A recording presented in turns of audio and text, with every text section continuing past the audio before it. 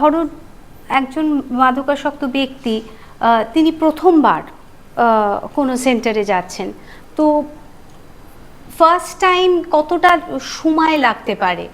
মানে সেটা কি পেশেন্ট টু পেশেন্ট ভ্যারি করে, নাকি তোমাদের অভিজ্ঞতা কি বলছে? বিষয় হচ্ছে এটার কোনো সময়সীমা নেই, এটা কোনো কোর্স নয়। প্রথমে এটা বুঝতে হবে, এটা কোনো কোর্স নয়। 3 মাসের কোর্স করলাম, 6 মাসের কোর্স করলাম, নেশামুক্ত হয়ে বাড়ি চলে গেলাম, এরকম বিষয় না। বিষয় হচ্ছে একটা ছেলে 3 মাস পরেই আমার সাথে ফলো আপে চলে আসছে, কেউ আবার 1.5 মাস পরেই ফলো আপে চলে আসছে। একটা ফগনেস কাটতে নেশার একটা ধোঁয়াশা একটা ভাব মাথার পিছন ঘুরে, সেই ফগনেস কাটতে 3টি মাস টাইম লাগে মিনিমাম।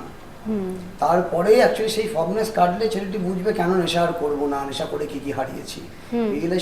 রিয়েলাইজেশন যে ক্ষমতাটা ফগনেসের পরেই আসে, ফগনেস কাটবে তারপরেই আসবে।